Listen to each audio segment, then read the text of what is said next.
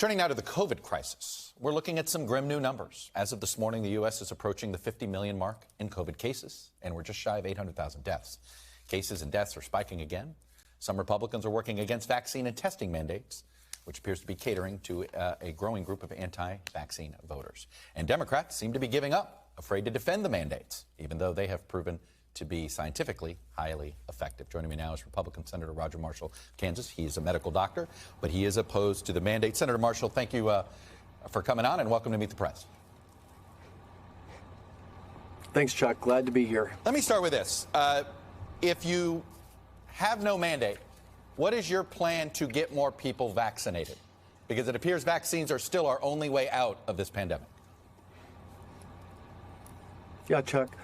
You know, boosters. That's what's going to save lives right now.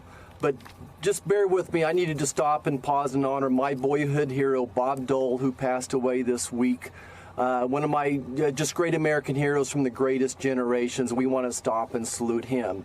So our plan is to be honest with Americans. Look, about 30% of Americans right now have chosen not to get the vaccine.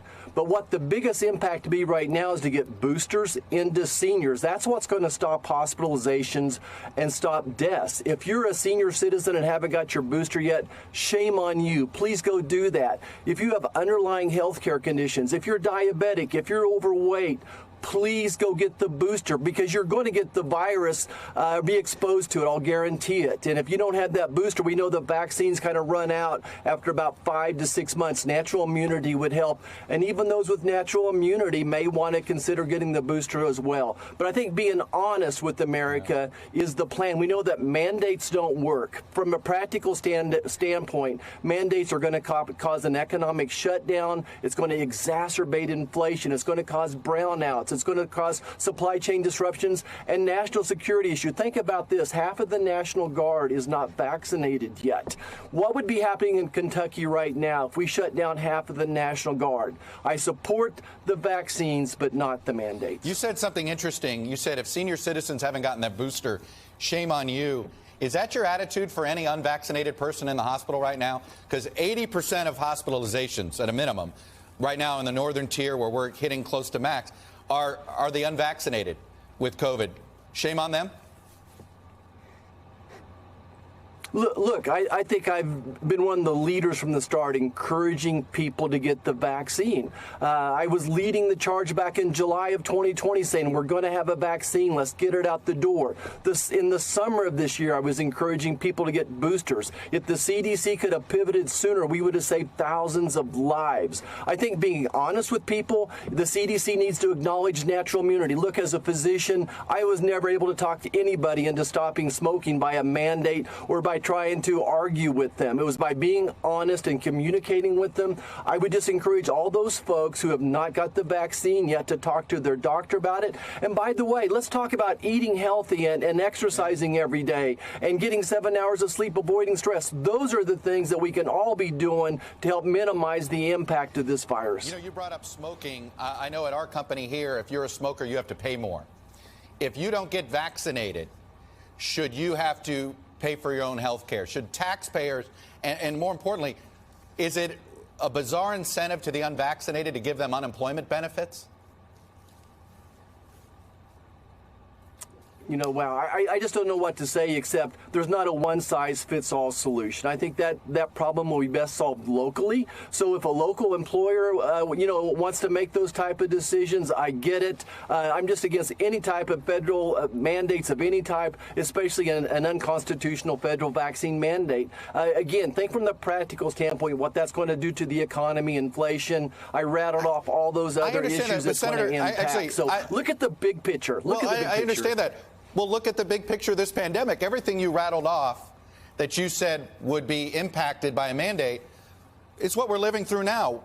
The only way to get past the supply chain problems, to get past COVID, get people vaccinated. The only way to get more workers to show up is to make it safer, to get more people vaccinated. Everything you described here, all of our problems, are because we're still in the pandemic and because people haven't gotten vaccinated. How does trying to delay the end of this pandemic better for the economy? Yeah, Chuck, let's look at the background information. 92% of Americans have some level of immunity to this virus based upon the CDC website. So let's start there. And really, the messaging coming out of the White House has to acknowledge natural immunity and be honest with America. Look, based upon years of experience, mandates don't work. Let me ask you this. You have talked about natural immunity. You've talked about natural immunity a lot. Would you advise somebody to get the virus rather than get the vaccine? Of course not. But if you've had the virus, that needs to be acknowledged, and then a decision made with the patient and the doctor deciding if they should get the booster or not. Maybe check their level of antibodies.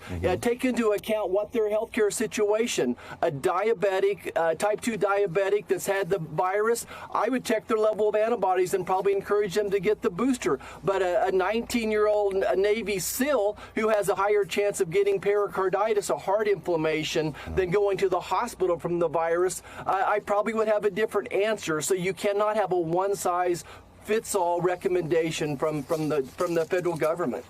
You brought up Bob Dole at the beginning. We're going to have our own sort of tribute to him later in the show. But I'm curious of this, Senator. Bob Dole conceded the election in 1996. The last president has not. What could the former president learn from Bob Dole? Well, listen, I think that this is an issue of election integrity, and I think that's what's really important to Americans across the nation. We value the ballot and the ballot booth. We want election integrity. There's a lot of controversy out there, and I'm focused right now on making it easier to vote and harder to cheat. I think that's the focus right now. Well, I want to actually, Bob Dole, one of the last interviews he gave was in July to USA Today. He actually was asked about the former president, and he said this.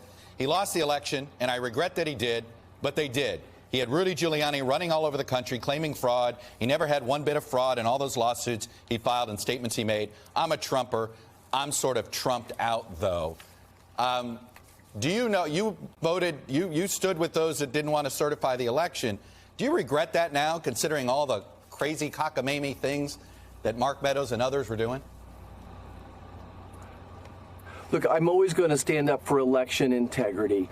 I want to make sure that every state obeys their own laws and obeys their own constitution, especially in a time of crisis. So that's what's at risk for me right now, is maintaining the integrity of that election. And I want to do everything I can going forward to make sure that those elections have even more safety valves in it, that there's higher levels of integrity. Yeah. Americans value the sanctity of that ballot booth. Do you believe you were elected fair and square in 2020?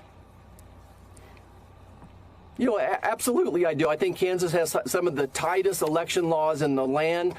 We went back and looked at that to make sure that it was a safe and fair election. So proud of our Secretary of State, so proud of our county clerks and those people that volunteer checking the IDs to make sure that every person got one vote. We're just really proud of how Kansas could do it. Other states could look and see how Kansas does it. And do you believe that Joe Biden was elected fair and square?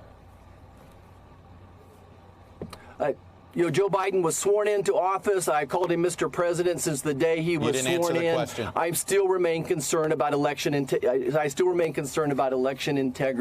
I think that we need to go back and look at what did the states obey their own laws? Did they obey their own constitution? The New York Times says a bunch of senators were briefed on this supposed PowerPoint and other ideas that the former White House chief of staff was circulating.